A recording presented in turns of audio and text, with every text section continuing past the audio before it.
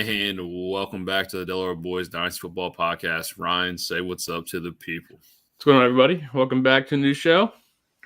I apologize I missed last night, but here we are, back again for none other than our QB3, Jayden Daniels, LSU powerhouse of a quarterback. Kind of came out of nowhere. This season we just saw is by far his best. Steven, as far as Jayden Daniels go, where do you stand? I mean, if you were talking about Arizona State, Jayden Daniels, you were talking about possibly undrafted QB, fourth, fifth round grade after 2022. Heisman season coming in. Now we're talking about this guy being a top 5 pick. So, yeah. I mean, if you want my honest opinion, I'm not a huge fan of Jayden Daniels, so this was a very difficult write-up for me to do.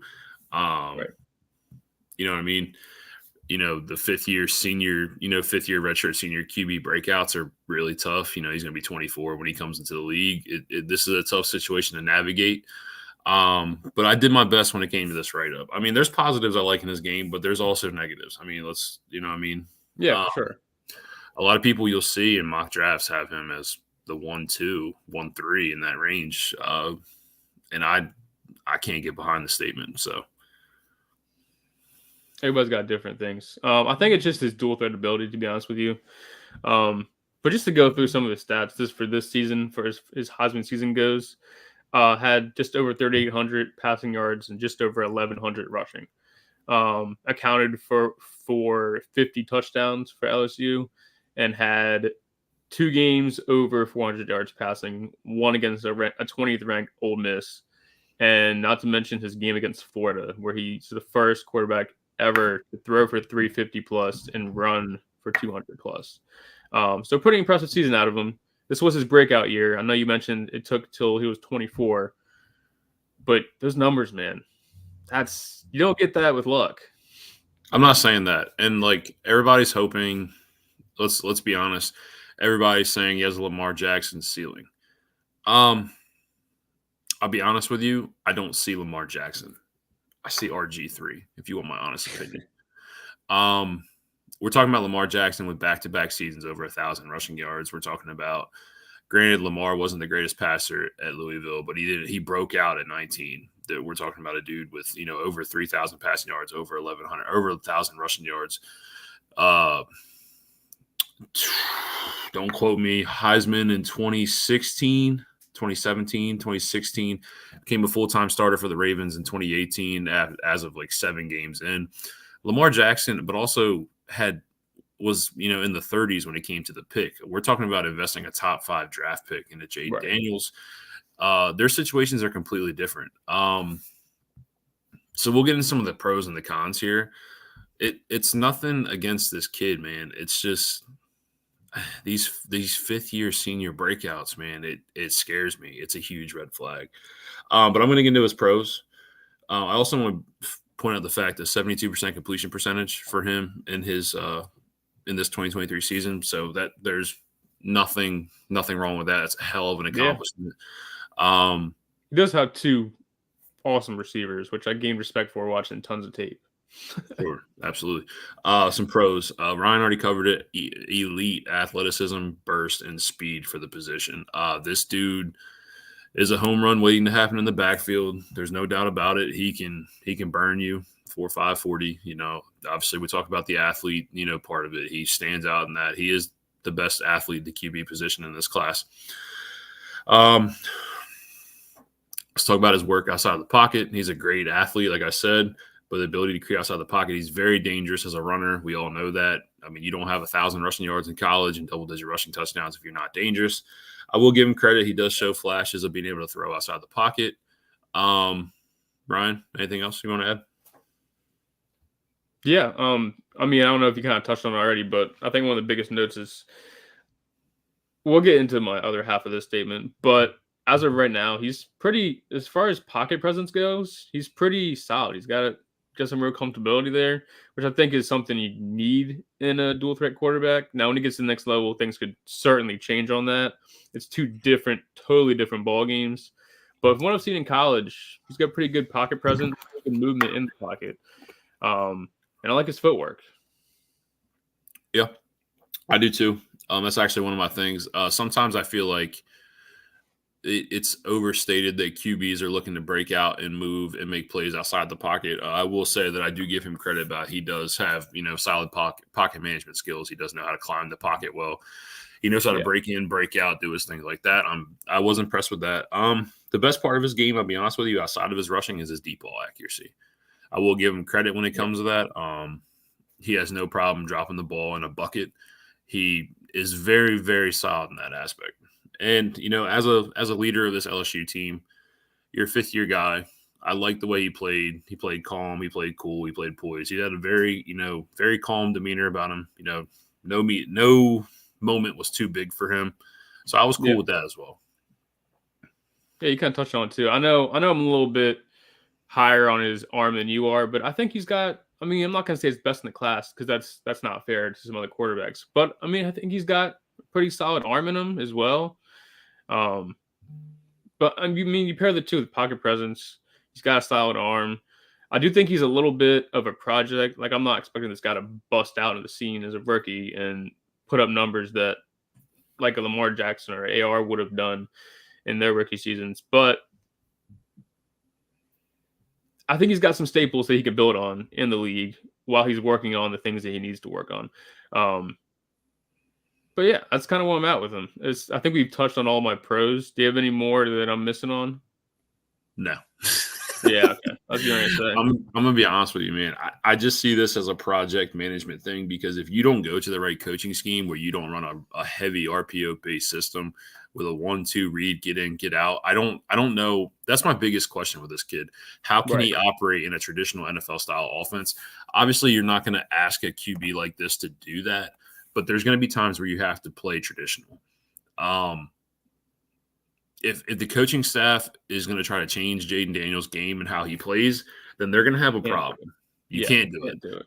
So you have to go to the right coaching. You have to go to the right coaching scheme. You have to go to the right fit in the NFL here. It scares me. It really does because everybody's trying to find that guy. Yeah. And granted, Lamar Jackson's been to one AFC Championship game. We're chasing Pat Mahomes here. That's the relic of the QB position. But in fantasy, Lamar Jackson is another relic of the fantasy QB position. Right. You know what I mean? So you're trying to find that guy, and sometimes it's kind of like Tyreek Hill. Do you think there's a guy like that? They come along few and far between. You know what I mean? No. Well, that's kind of why I'm not big on comparisons. But just to touch on like his landing spot is like 100%. I think he needs to have like an RPO offense, or if they can get the ball quick out of his hands, he's got pretty solid release on the ball. And either two of those two things I think will boast well for him in the league, but you can't put him in a pro style system and think he's going to ball. He needs to do what he needs to do. And the league is a game of adjustments. I do think that if you get a coaching staff around him, I do think they're going to have to play to his strengths. And I do think that you can build a scheme around him. So just know that. Let's get into some cons here. Thin frame, very thin guy. They say 210. That's what he weighs. I don't think he's 210. Let's be honest here. He's a very thin guy. And I'll be honest with you, even though he's a playmaker, he carries the ball very recklessly. He carries the ball outside of his body a lot. He doesn't know how to tuck the football very well. And you'll also notice he doesn't avoid contact. He is not afraid to contact. And in the NFL, that's going to get you killed. Yeah. And that's like one of my big touching points on him is he takes hits. And right now they're college hits. So they might not hurt that bad. But you run into like Fred Warner, like some of these absolute heavy hitters in the league, he's going to start to feel these. That's definitely not something that you want in your franchise quarterbacks, the guy that's going to take hits. Now, Josh Allen does it because Josh Allen is a brick wall. Okay, Jayden Daniels is not that. Okay, he's like you said, 6'3", decent height, but the 210 kind of need a little bit more, even if that is his true weight. Bro, it's not 210. He's not 210. I'm just going to say that now. There's some things that, like Ryan says, his arm is solid, but I'll be honest with you, there's times when I watch his LSU tape, I just see average velocity on the football. I think he has to be a smart passer. I'm not saying he's a Chad Pennington type arm. I'm not saying that, but I think he has to pick his spots. I don't think he's going to be able to fit everything that he has into these tight window throws in the NFL. I think he's going to have to be very smart about how he handles his game. I just see average velocity on the football. That's fair. I'm not mad about average velocity. I can kind of get with you on that, but he can still throw the rock. Another thing, inconsistent accuracy to the short and intermediate parts of the field. This seems like more of a timing thing to me. His timing lacks when he climbs the pocket sometimes, leading to over-errant throws, underthrows, throws behind his receiver a lot. Just things that I notice in those accuracy parts of his game. Yeah. And another thing is just my last con for him. Something that I've noticed watching. I mean, you can watch all these highlight tapes and you can see the best of the best, or you can watch game film, which is what I think me and Steve are both doing here. And I think he really, really struggles with throwing the ball across the field. If that makes any sense, from like one side to the other. And I get like that's not something you really want to do in the league, but that's a strong thing that he absolutely has to work on. And I think it goes back to your timing thing. Is like throwing anywhere, like if he's on the left hash, even throwing to the middle sometimes is a struggle for him. And I don't know, that's not great. I mean, sure, you can roll out and throw head on a deep ball. That looks pretty. But if you have anybody in the middle of the field, you have to kind of hope that he can get the ball there in good timing. That's my last con for him. Yeah, and my last thing is, obviously we're talking about, people will say he broke out in 2022. He had a higher QB rating his freshman year at Arizona State than he did, in 2022. So I don't consider it a true breakout. I consider his redshirt senior season the true breakout. And let's be honest, how many guys coming out of their fifth year as redshirt senior breakouts are studs in the league outside of Joe Burrow? That's fair. I mean, this is last year's Hendon Hooker. He's a backup right now. But I think like it goes back to, especially in the fantasy football community, 100% goes back to the dual threat. Everybody's chasing that. You see Justin Fields type guys who are not that great at the NFL level, but as far as fantasy goes, they absolutely perform and can drop you some big weeks. And I think that's why you see him being pushed above Drake Maye, because people are chasing that upside. And there is upside here. You cannot deny that. No, it's just I see the upside. Put it all together and wrap it in a bow and figure out the NFL level. Right. Now, my thing is, if he goes in the top 5, like we're kind of expecting here. Now it is February, so things could change. But if you go in the top 5 and you're really not going to go to a great team with great support, that too is a little bit worrisome. I'm a true believer. I'm a true believer. Prospect. I'm a true believer that this kid needs to sit. Yeah. But he's going to go into a system where he has to play right away. If not sit, maybe 7 games at most. But I think he has to sit. Again, that's the thing. We talk about Joe Burrow as, one of the last QBs to break out redshirt, senior year. If you can name me a list of QBs that fit that criteria, please do so, because I don't recall many. Ryan's QB3, my QB3. My NFL comp is a floor of Tyrod Taylor and a ceiling of RG3. I mean, are you really mad about Tyrod Taylor, though? No, Tyrod Taylor, that's serviceable. I mean, I'm talking about, it's Virginia Tech, baby. But I mean, it's no disrespect, dude. People are hoping for this Lamar Jackson ceiling, dude, and there's not many Lamars walking around this earth. It's fair. You can watch this tape. Lamar's got more juice, straight up. Oh, absolutely. He was electric. Even out of high school, Lamar Jackson, you kind of knew from the jump that he was. That was so him. We're chasing a big dream here, boys. Right. Big dream. And that's why I said I see RG3 as a ceiling. And I mean, let's talk about it. Before RG3 is in the injury, that's not a disservice. Bad. That's a compliment. No, it's not. So, dude, RG3 is an absolute dog with the former Redskins before all the injuries hit him. Sure. So again, he's not my favorite QB prospect. I get chasing the upside of the rushing, but I have him as QB3, and I have Caleb and Drake tier 1. He's tier 2. Let's get into some film here.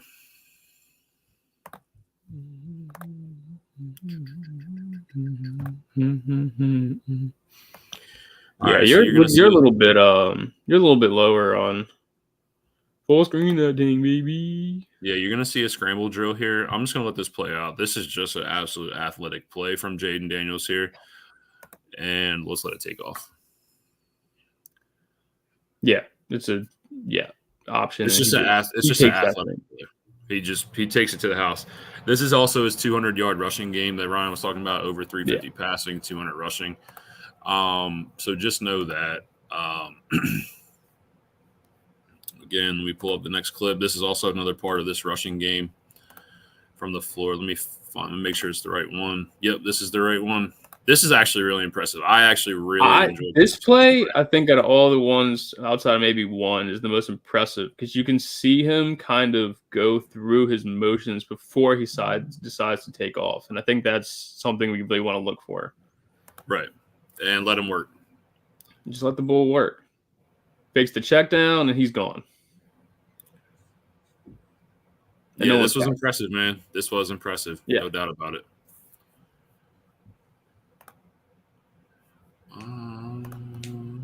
Let me pull up. Where's the Vanderbilt game? No, that's the Ole Miss game. This is my favorite clip personally, because this does show what he can do outside of the pocket with his arm, something that a lot of people aren't talking about. So just let him work. Yeah, rolling out. We're chucking that. That is a right into the bucket. Ball. Right into the bucket. That is a beautiful ball. I can't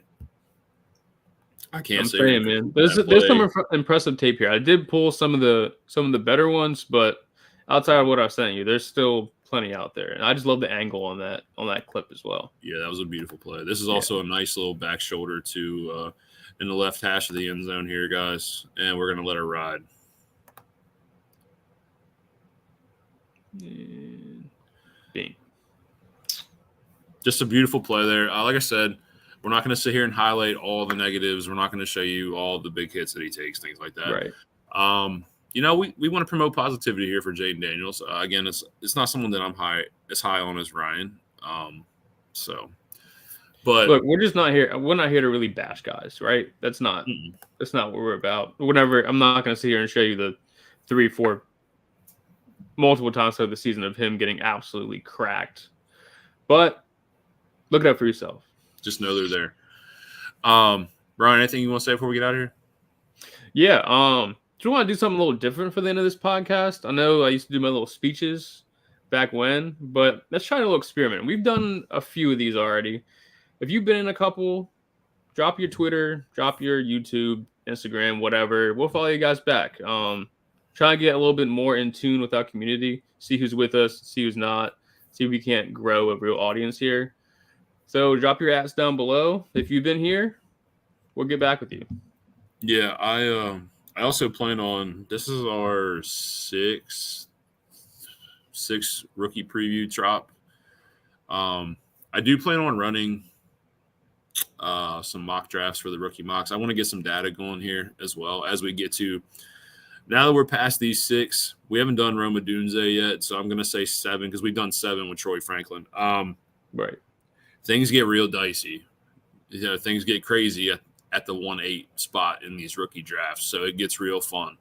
So I want to we're going to draw some data, so we're going to run some mock drafts as well. Excited for that. It's full time, baby. It's content's just being produced, guys. On that note, Ryan, again, RPO, thank you. Yards per, thank you. If you guys are here, stay through the whole show. We appreciate you. And on that note, we are